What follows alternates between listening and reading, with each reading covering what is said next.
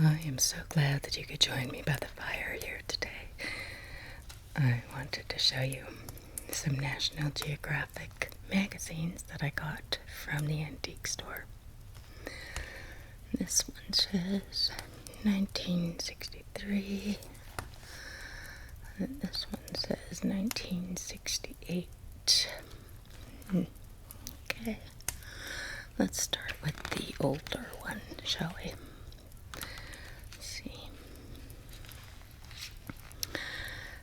India. This one's about India. It's a May edition, and it's about India. Subcontinent in crisis. John Schofield. Okay, so they put credits on the front of the magazine back in 1963. Interesting.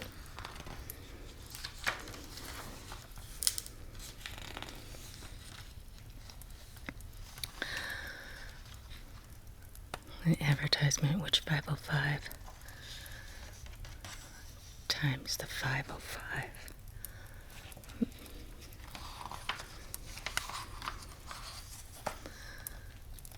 Enjoy unsurpassed natural color. Wow, color TV was rather new in 1963. Fascinating. Geographic staff man follows a high road to war in Ladakh. You are entering the highest road in the world. Watch your oxygen intake. Yeah, I know how that is because you could barely breathe when you got up to about 10,000 feet elevation when I lived in Montana.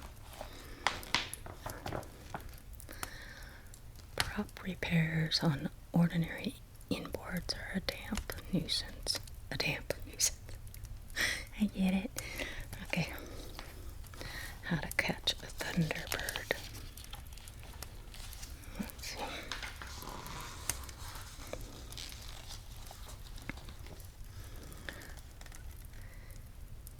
Is your son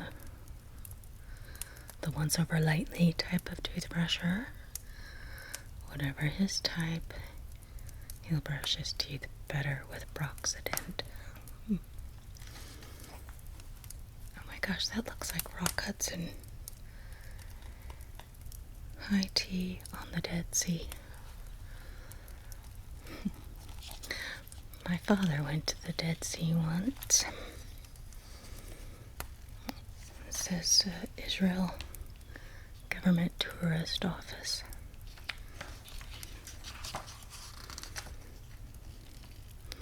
We're going Continental America for Loyalty Group.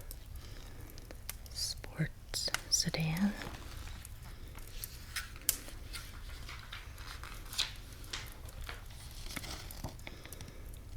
Bermuda. Lovely. Bermuda. 1964 cruise around the world in 80 days.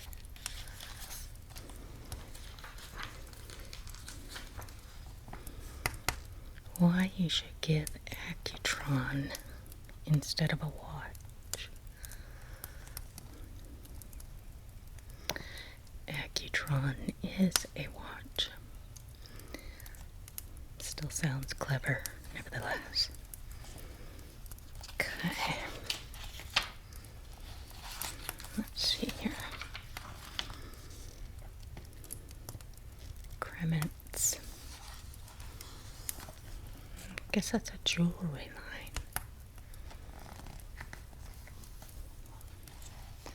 Come exploring, where proud two masters stand tall against the summer sky.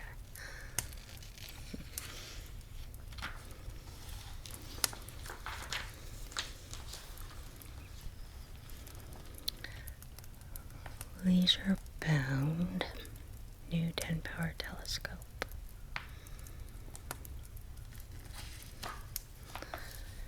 New epical electrostat.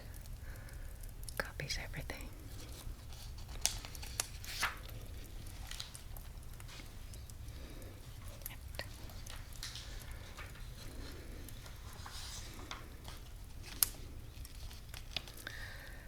Sail away, holiday all the way with Canadian Pacific. Look at that train. Wow. Gosh, look at those mountains. Ooh, I love these old cars. I love them. Well, actually, I liked them better just like in the 70s where things became a little less boxy than that. Smooth Chevrolet.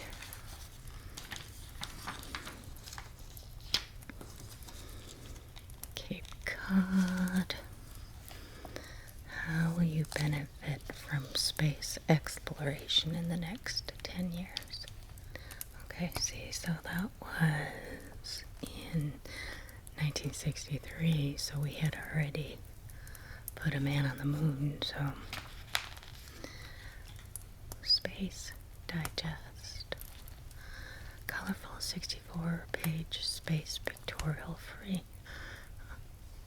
When you buy the precision-made chic injector razor and blades for just $1. That is so cool. Wow, how retro. We just didn't even know.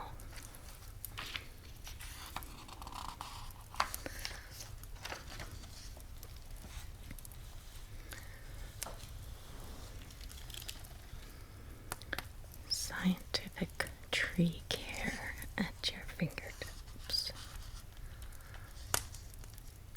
They have a phone dial there. Cruise French Canada and this Sequoia, Canada. For mountains of pleasure, visit Alberta. That is neat. Neat. Wow.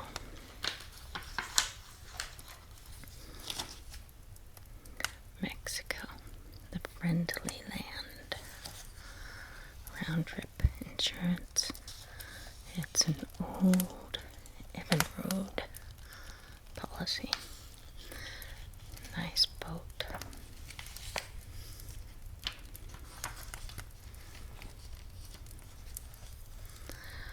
Wisconsin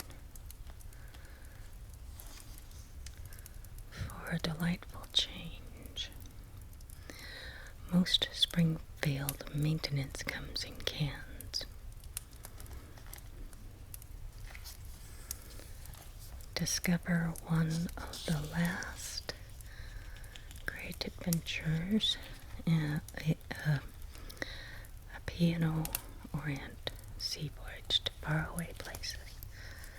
You can see the splendors of India, Europe, the Orient, and the South Pacific on P&O's Orient vacation voyages. Your fare around the world just starts at $1,076.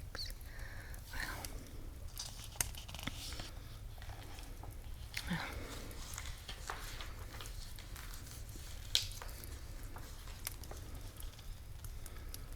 The fun way to travel. Buick Electra 225.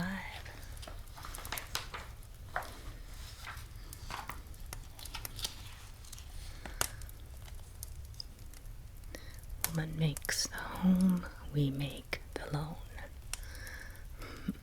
That's a precious picture. National Geographic. Here's an article about India in Crisis by John Schofield. Okay, they've got all the scaffolding going on along the mountainside. Let's get a better view. First, let's see. Turban and untrimmed beard mark a Sikh.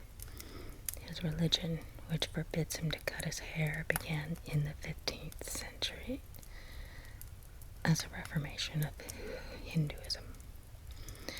Forced to fight for their faith, Sikhs learned soldiering and many served in British uniform. Their creed requires that they always carry a knife. Okay, wow. With bare hands, Indians erect a mighty dam in Andhra Pradesh state.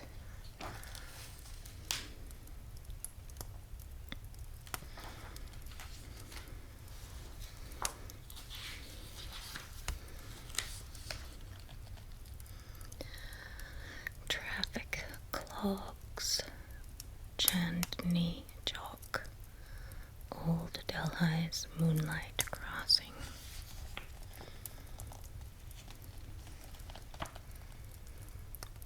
Halo of flowers and tilak on forehead proclaim the festival of Diwali.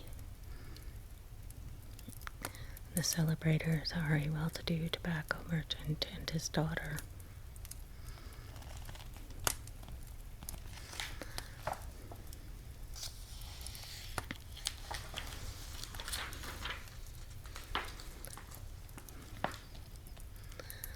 Wow, okay.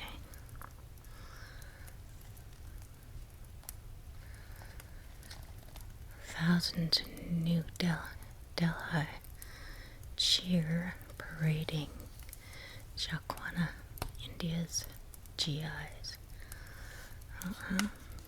Okay.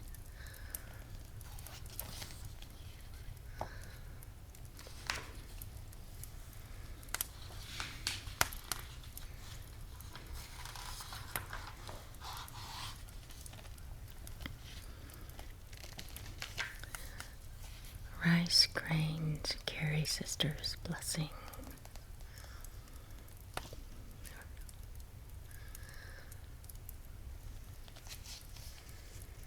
Twigs used as toothbrushes.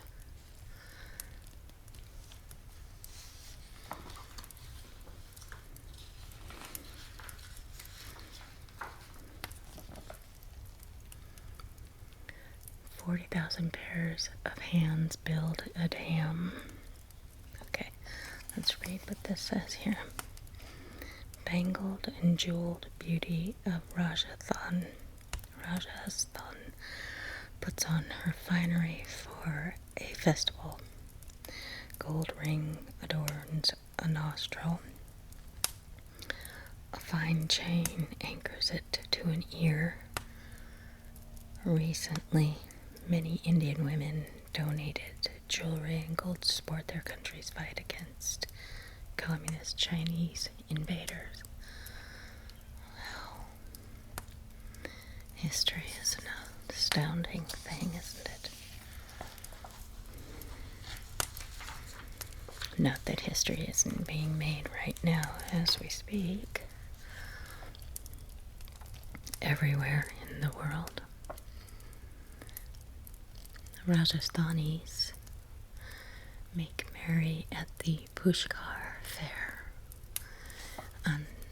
When the moon grows full in the fall, some 100,000 pilgrims set out along dusty roads to Rajasthan to bathe at Pushkar in India's most sacred lake.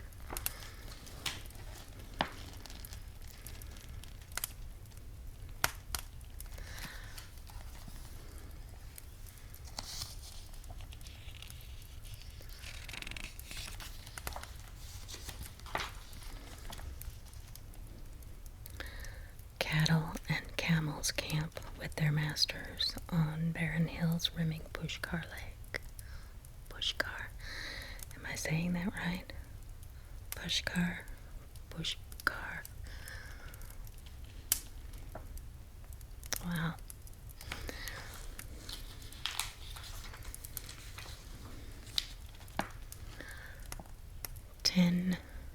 No. Let's read what. Okay, clothesline of shirts for sale signifies that a vagabond merchant is open for business on the porch of a Lashkar home. Walls were painted with Hindu deities when the villager moved in with his bride.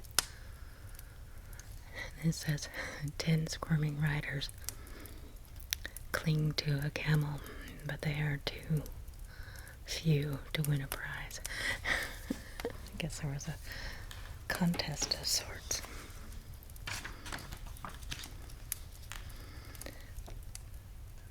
Loaded truck rolls over the body of a prostrate man. Oh my gosh. Oh, it's a trick. Okay. Phew. It scares me. Look at that. It's a trick for the fair. Oh, freaked me out. Okay. Rubies and diamonds.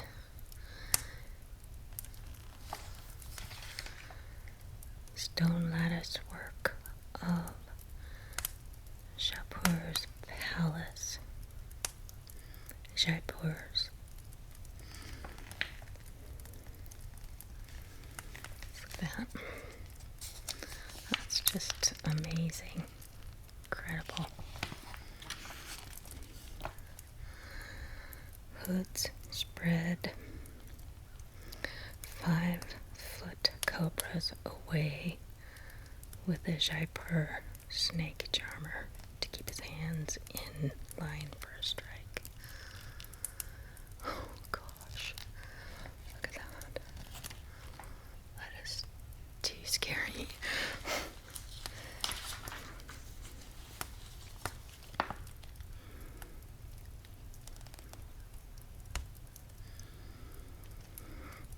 Like a marble boat, the former summer palace of Udaipur appears to float on Lake Pichola. Sure does look like that. Wow.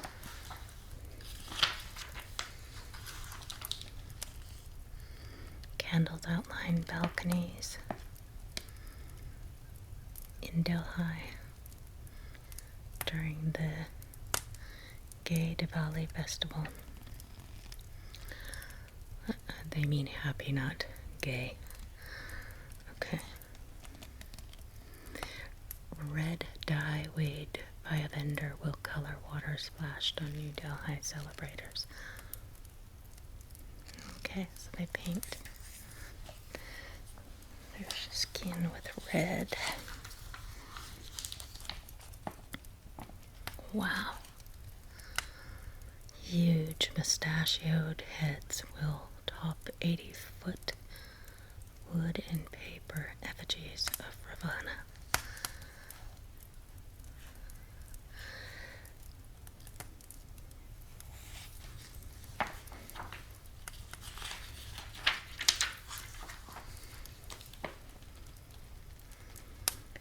I'm sure someone recognizes this place.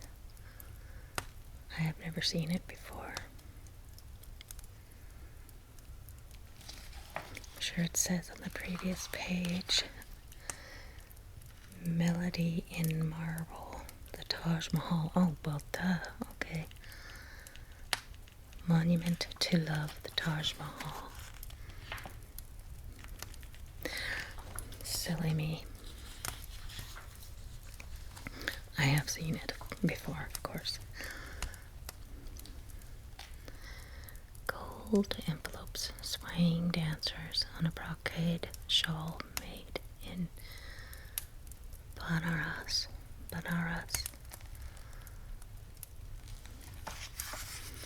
Don't know if I can. Yeah, it's beautiful.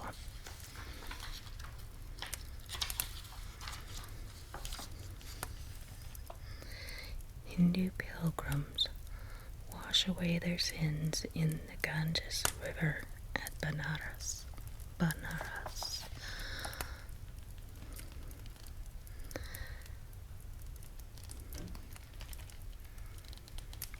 I'll hold this out a little bit better.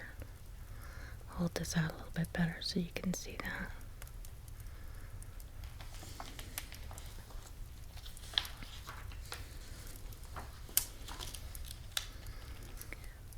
Okay, India's, let's see, Victoria Memorial in Calcutta, 16 years after gaining independence. India's made it home automobile. Oh wow. I wonder why this part is gray. I don't think it's a shadow, but maybe it is.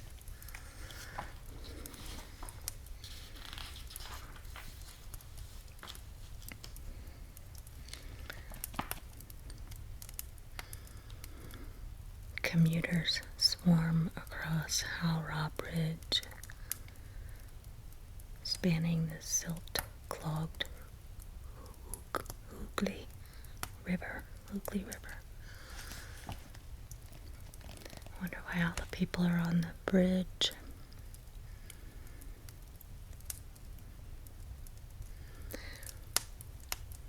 I'll just read this. 250,000 people crossing the bridge by foot, bicycle, and bus each day. Wow, each day. Flow through Howrah, left to jobs in Calcutta, but suburbs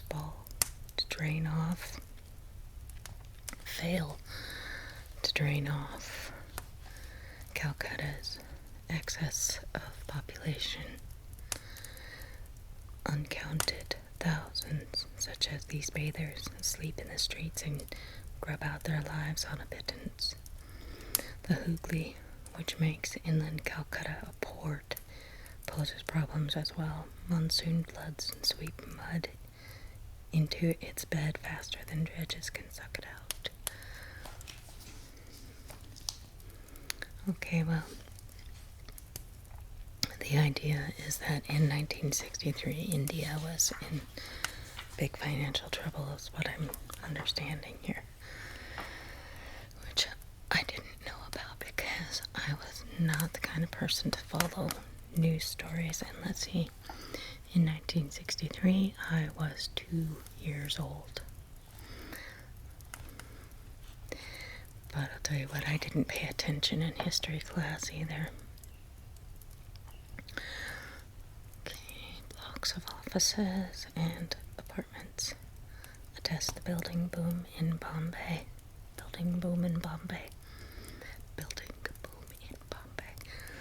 Okay. Drama unfolds in India's movie mill, whose 100 feature films a year rank second in quantity only to Japan's. Look at that. Movie industry. Okay.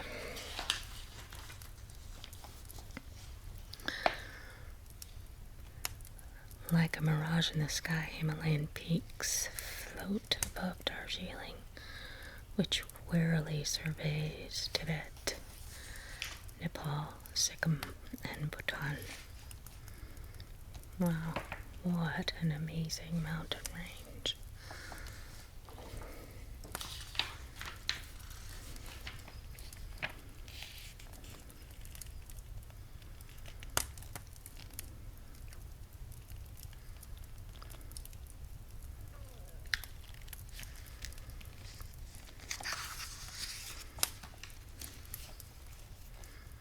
Stepping stones lead across a pool in Shalimar Garden, one-time retreat of Mughal emperors and now a public park near Srinagar.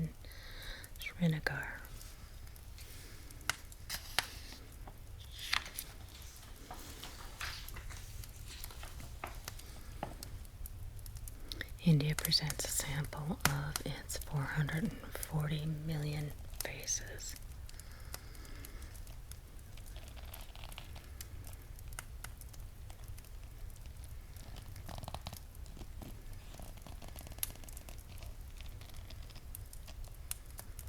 Wow.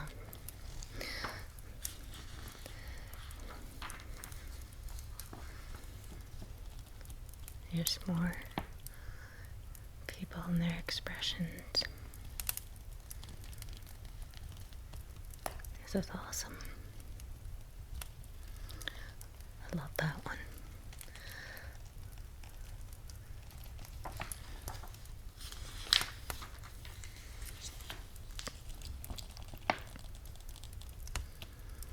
Life-size statues swarm over a temple in Madurai. I don't know. Muscular figures support a corner of a temple in Madras. Okay, so that's that, but this is the crazy. Wow. Look at that.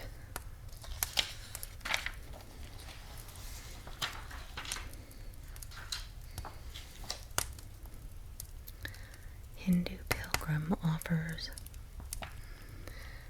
garlands to Nandi, sacred bull of Shiva the Destroyer.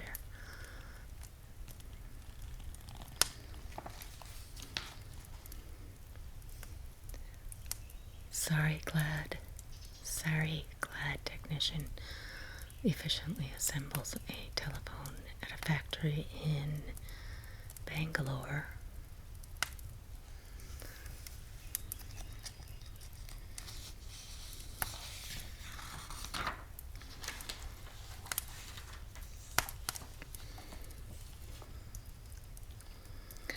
Covered freight boat plying canals through verdant tunnels of palms ties up in Quilon, Kerala state.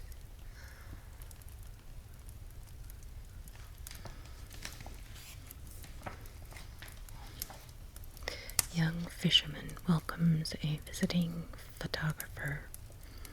With a smile and a gift, he caught the small crab in his net. It's cute.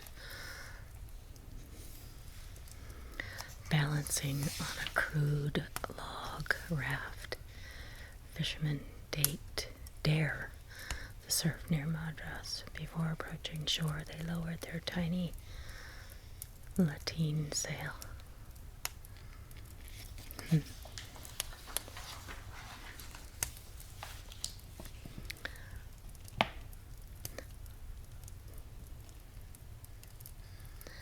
Hollow square of British redcoats in 1780 resists an Indian assault in Madras state during the Second Mysore War. That's just the first little few sentences on this page.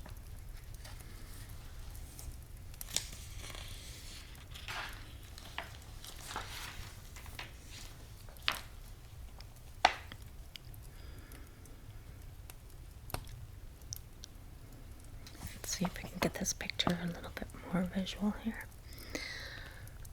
Wading in ooze, women gather rice seedlings for transplanting near Tiruchirappalli,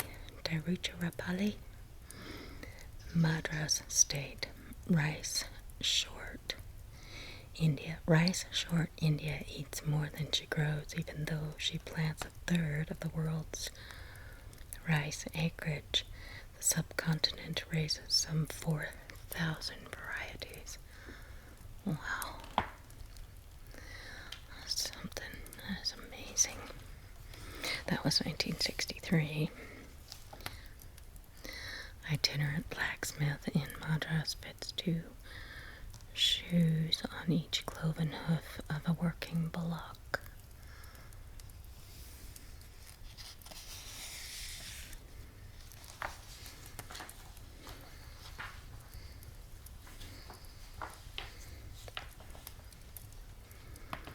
Okay. Glittering crown and mask-like makeup distinguish a Kathakali dancer in Calicut, performed traditionally by men who spend years learning the stylized movements. Kathakali dramatizes major episodes of the Ramayana. Singers unfold the story, and percussion and instruments throb out the rhythm. Performances may last all night.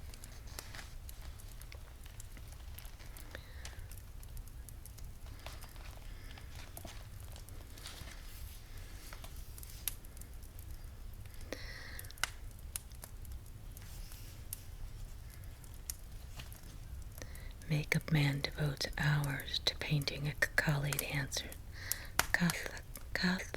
dancer's face. Different colors reflect the character of the deities being portrayed.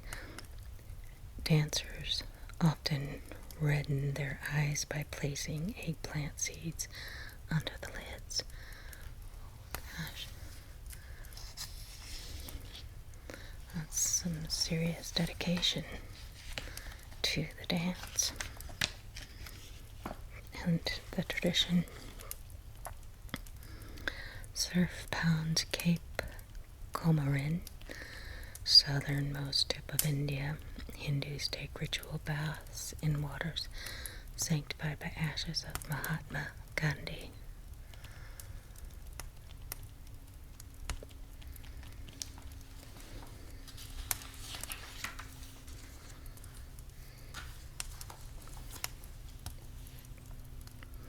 The changing face of Southwest Asia.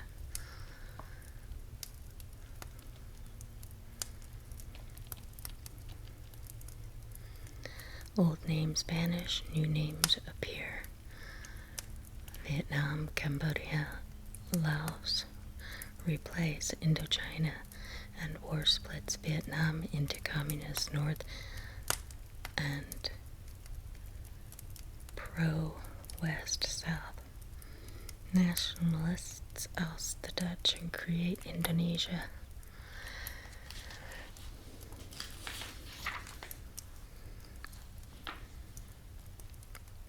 Mountaintop war in remote Ladakh. There's a swirling top of the world, cold in Ladakh, that can freeze a soldier's hand to his rifle steel. It's a cold that cruelly froze the feet of hundreds of Indian troops scattered by the Chinese charge over the Himalayas last November.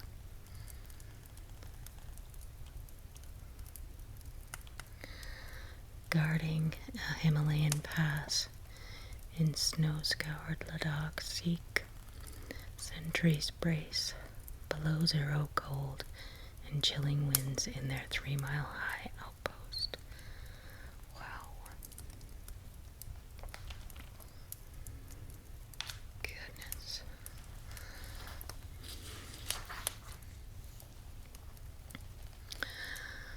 Women exchange gossip on the main street of Leh, L-E-H, Leh.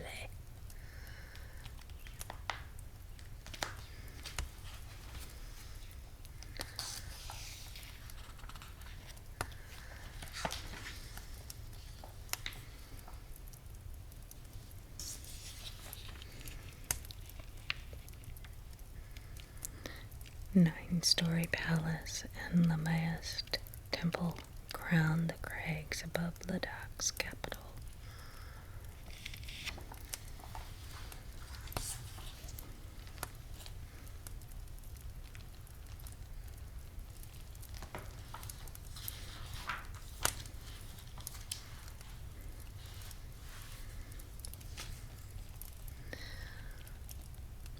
Weaving center.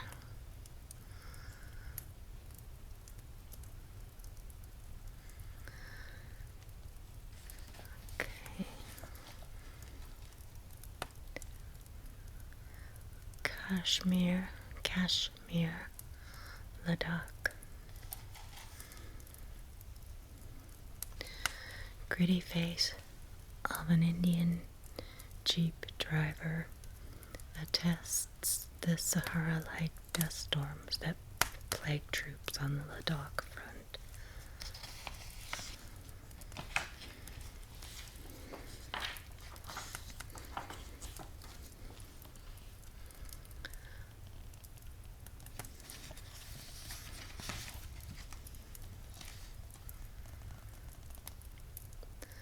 Drovers and beasts leave Leh's bizarre street. Farmers trudge in to trade barley and yak butter for salt, sugar, and kerosene of Muslim merchants. Is that clear? Get a close up of that. That face is very expressive.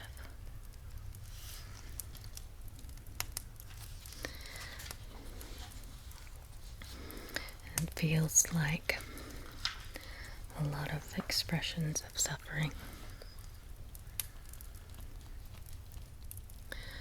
U.S. airlift to Ladakh runs a gauntlet of clouds, gales, and 22,000-foot peaks.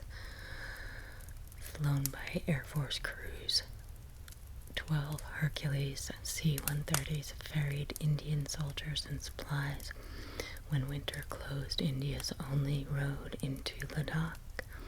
This transport spirals down from 30,000 feet to land on a sloping 11,000-foot high runway below Leh. L-E-H. That's just astounding. Gee.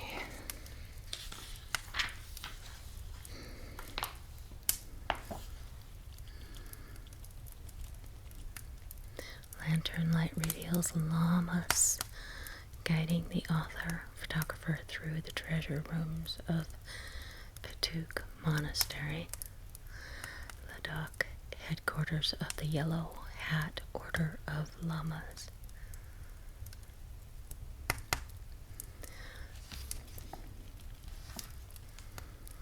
Let's see. Donkey caravan plods past pagoda-like Chortens near Leh. Hope I'm pronouncing that right.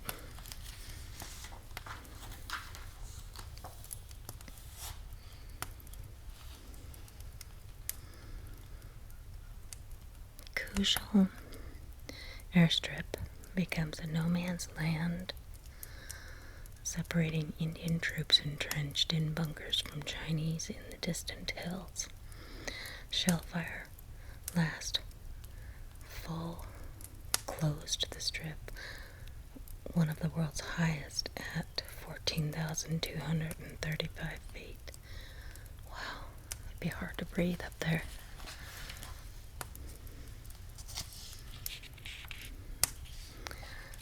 Looks about as barren as the moon.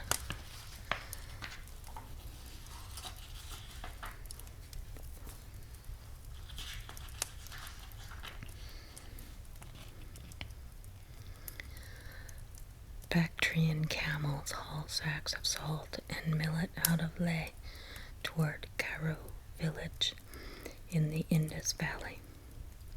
Donkey bears a trader whose feet almost scrape the ground. Surely looks like he's got a short animal to ride on.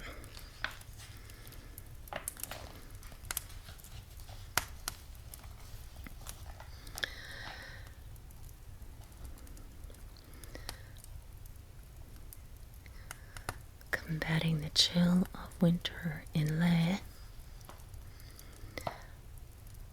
a Punjab shopkeeper wears a lamb's wool cap, drinking hot tea, and holds a portable stove, a metal-lined wicker basket filled with glowing charcoal. For 42 years, Het Ram led caravans through Karakoram Pass into China's Xinjiang province. Blockade and skirmishes have gradually ended the traffic, crippling Ladakh's economy. Wow.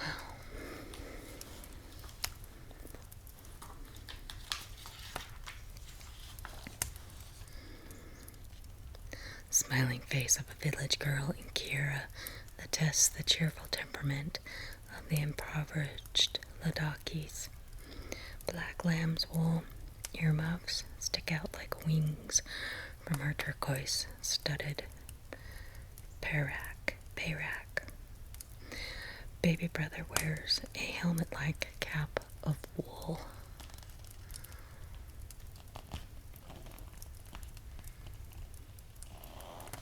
You see that?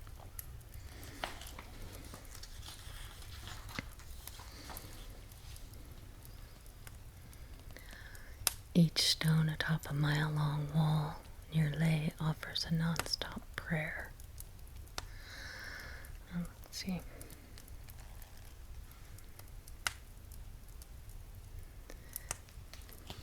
Here's a close-up that shows. I invoke the path and experience of universality.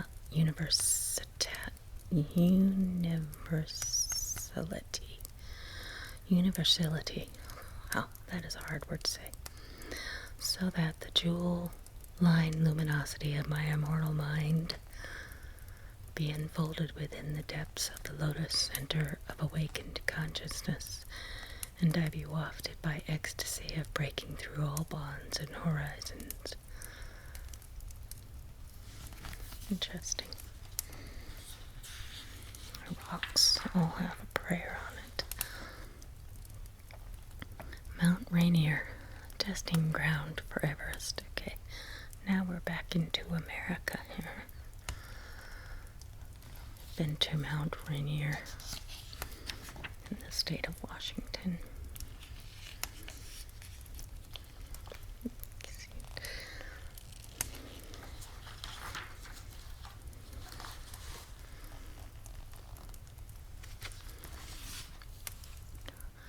Handy talkie. I thought they were called walkie-talkies. Undergoes a radio communication check by Norman Dyrenforth, leader of the American Mount Everest expedition.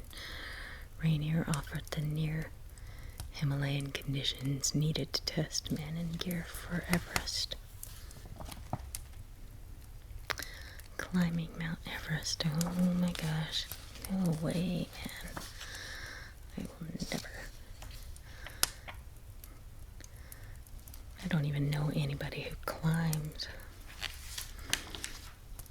And I've watched some of those documentaries and went, oh my gosh. Mount Rainier National Park.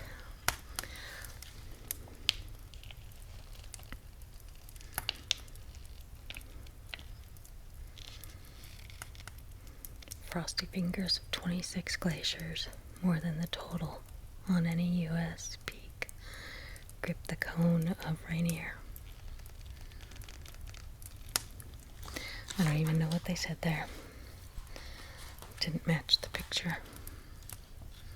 Stubborn snowbanks at Paradise Inn resist the warmth of midsummer sun.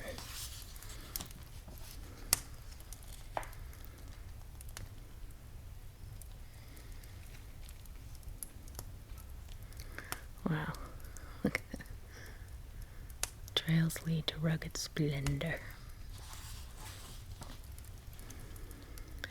Okay, climbers strike for the summit above the lavender-tinted clouds of dawn. They carry ice axes and wear dark goggles to prevent snow blindness. Wow. My goodness gracious. Not for me.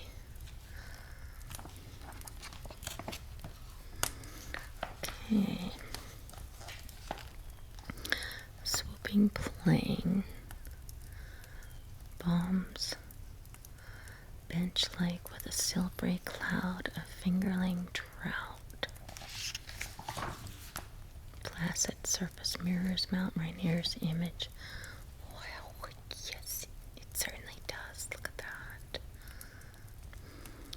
I just love our beautiful mountains.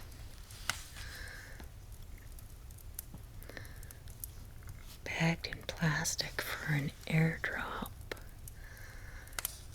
3,500 young Yellowstone cutthroat trout. Get a final check.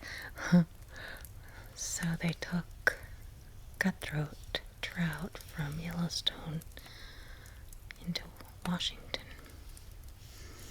One mouthful at a time, Mama Marmot moves her brood to a new home.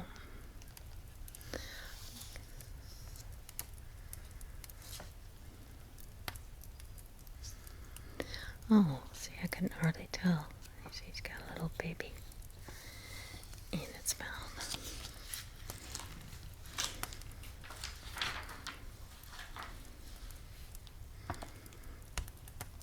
Okay.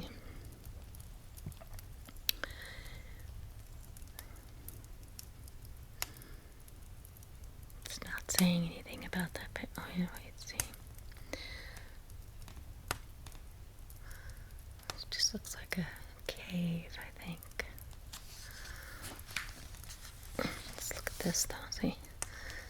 This says human toboggan skims down a snowy slope near Paradise Glacier. Look at that. They look so retro in their clothes and their hair. Looks like it was made for a commercial. Frozen grotto lures vacationists to the depths of Paradise Glacier. Flares illuminate the passageway and reveal how melting edges, fairyland patterns on walls and ceilings. Filtered sunlight sometimes tints the interior a luminous blue. It's gorgeous.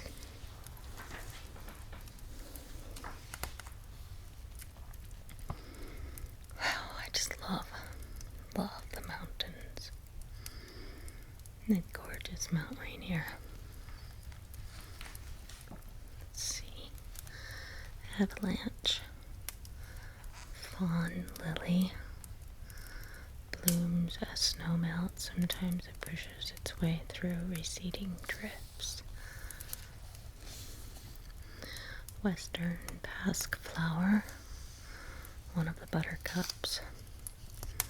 Bears seed plumes that suggest shaggy dish mops. Two. Magenta painted cup. A member of the snapdragon family. First blossoms late in July. And it says that park visitors call it Indian paintbrush. Well, that's all I've ever known it as, actually.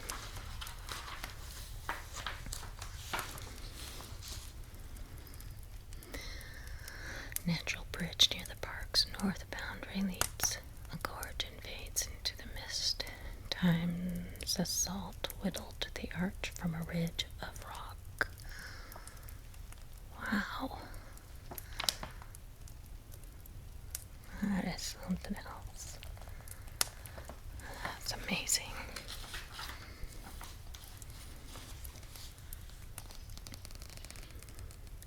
That is just...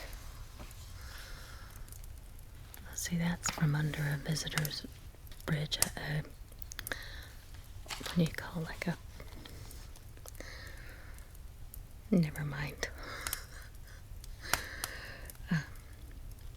Shortcut to the crest. An icy wall between rock ramparts.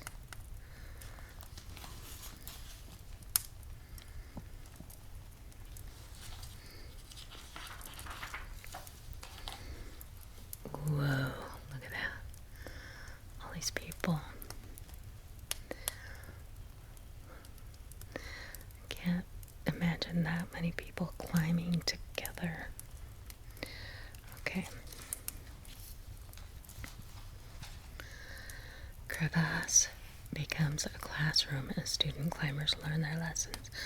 Oh, I see, that's why. They're being taught.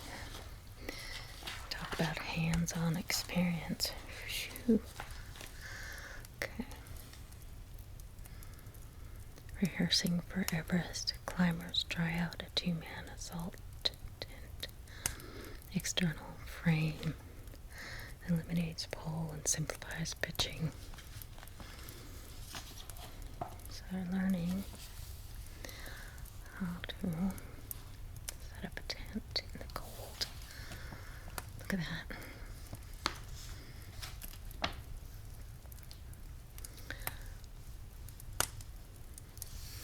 That's just something else.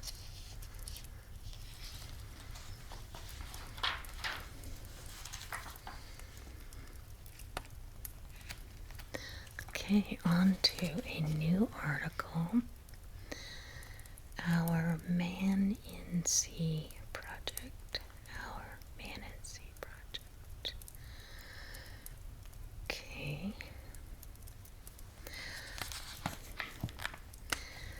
Leaving his house in the sea, a diver probes 200-foot depths in the Mediterranean. An artist's conception of the link diving chamber. Well, I thought that was a photograph, but it's not. It's a painting. Okay.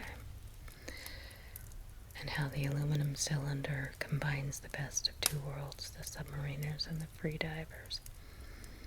Tests along the French Riviera last summer proved highly successful. Revolutionary diving cylinder has opened the way to new and unexplored frontiers, the vast continental shelves, with their promise of mineral wealth and scientific riches. That's amazing. Okay, here's the real deal. That's not just a painting. Ready for baptism, the cylinder swings from ship to sea. The driver who will ride it to the sea floor must swim down from the surface and enter a hatch at the bottom. Wow, look at that.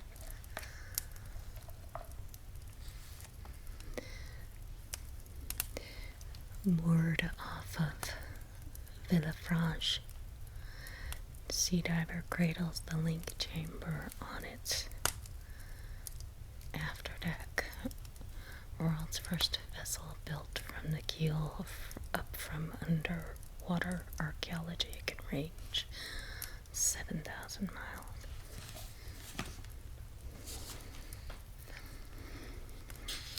Awesome things, even in 1963. Oh wow, look at that. You can only see the bottom part of this person's body.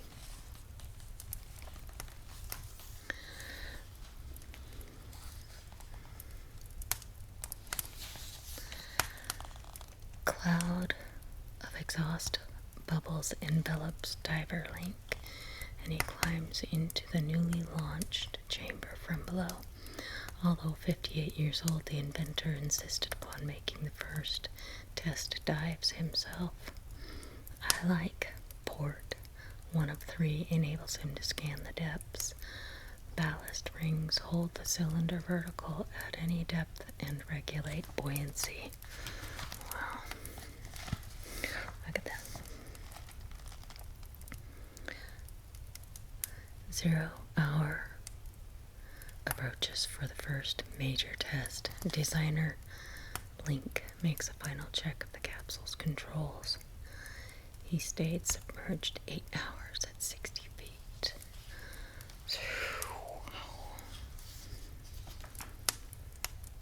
That's just awesome.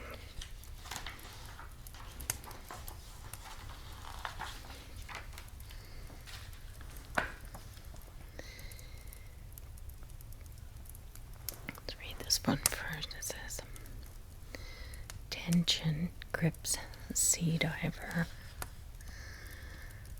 A U.S. Navy Lieutenant Commander Robert Bornman, medical advisor for the tests, measures the oxygen content in the mixture piped to headlink during a 60-foot dive. The successful test preceded Belgian diver Robert Stennett's record 24.5 hour stay at 200 feet. Wow.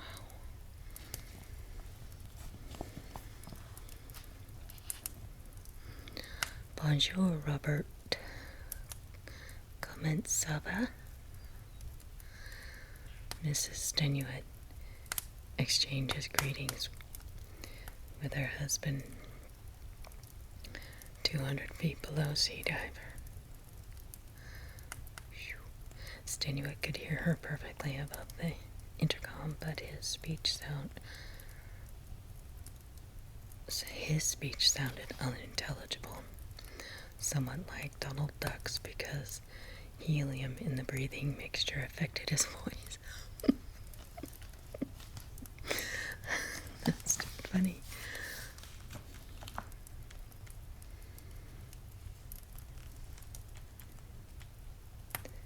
Anxiety grows after Stenuit starts his ascent. His wife and author Kilbracken on this page reflects concern over a leakage of vital helium from the diver's breathing system. Things that people go through.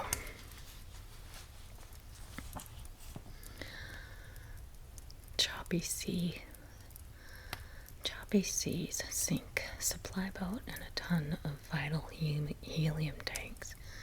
Oh, brother. Gosh. They probably were so upset. Wakes flood over the launch's stern. Oh my gosh, look at here's the shipwrecked crew struggles in turbulent waters. Stem first. The craft plunges bottomward.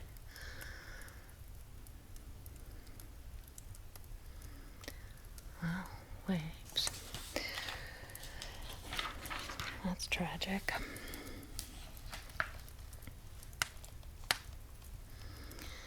Chamber bobs like a cork as it surfaces with Stenuit after his record dive. Crewman hoisted the cylinder from the sea during a lull in a storm.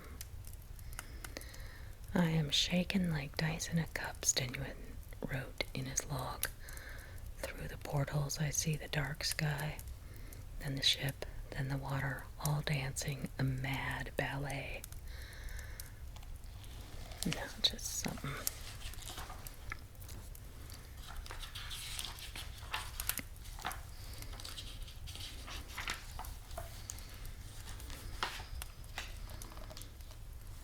Hello in there. Ilana Eden, daughter of Sea Diver's chief engineer, eyes Stenuit through a glass viewing port. Mrs. Stenuit stretches to peer through another port.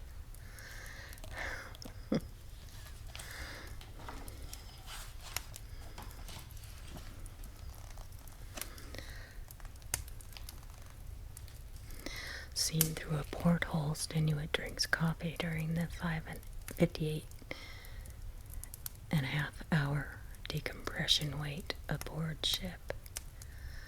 58.5-hour decompression. Oh my gosh. That's too long.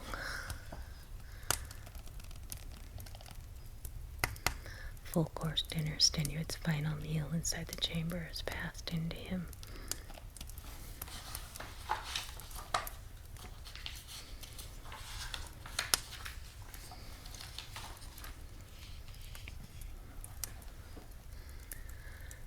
Returning to open air after 3 days, 20 hours, 30 minutes in the capsule, Stenuit reports to Ed Link.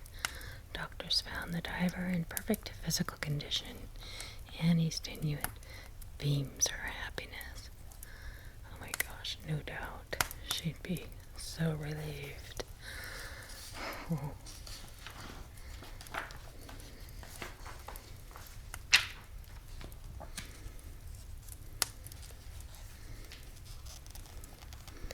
Mariner scans a lifeless Venus.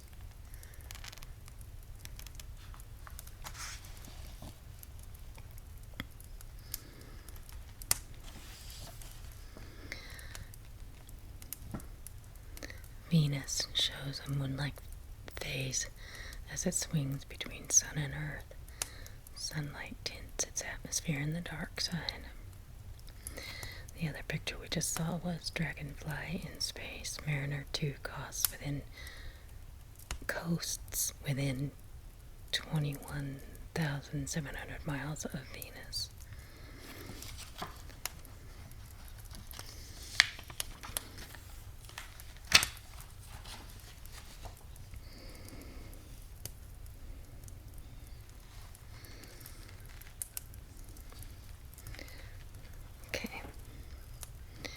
Gleaming space bird flexes its wings in a Cape Canaveral hangar.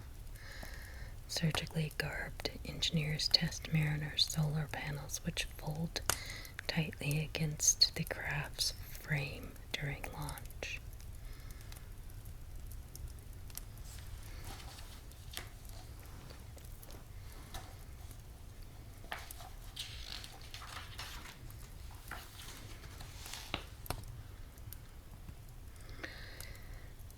Mariner 2 unfolds in space.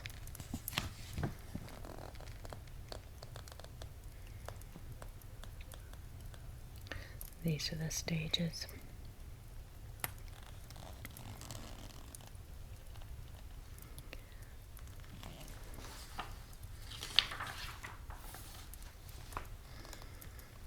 Mariner 2's million-mile swing from Earth to Venus. Hold that out so you can see the whole thing at once.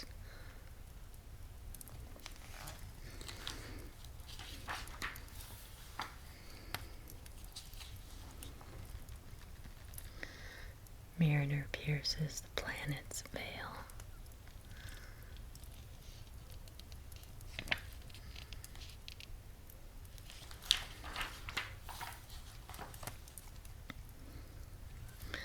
Okay, we're back into advertising. One finger photography.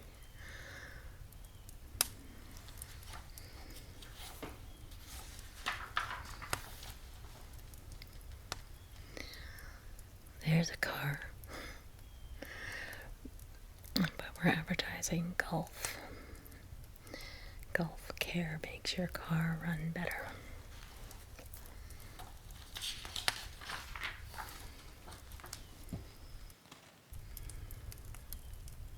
There just isn't a better bus service.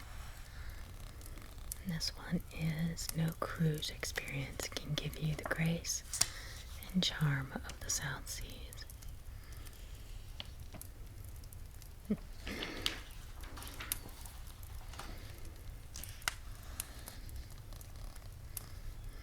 New longer life upholstery and carpeting. Beautiful proof that Ford-built bodies are built better or better built.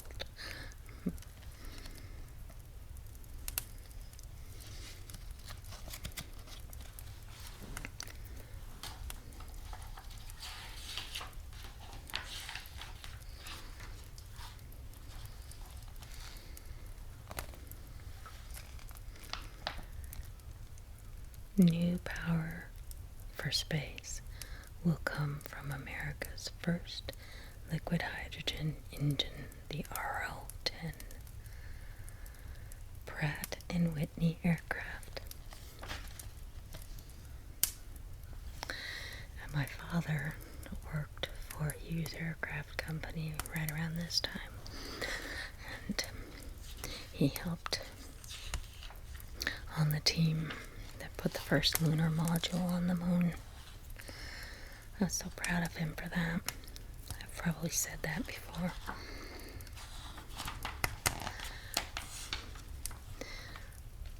All these ads. Wow. Guess I could show a close-up. Some of these ads. Look at this. This woman looks like she's in ecstasy. Whatever you're doing. Miranda camera. Okay. This is our 1963 model. It looks like our 1962 checker. What does that mean? I guess there's trying to say that it's better if a car doesn't change all the time. Going on a trip, go first by long distance. Bell telephone system. So cute. Isn't cute? I am at the end of this magazine, and I don't think I'm going to get to the next one. So, Mesa Verde, where you discover the people time forgot. Oh, fascinating. The back of the magazine has a picture of the man and advertising Schaefer's. The gift he can't wait to use. The perfect choice for Father's Day, for any day, a magnificent Schaefer desk set. Oh, that is so cool. I love that. So retro. I love that. And this is just a gorgeous picture, which we saw. So,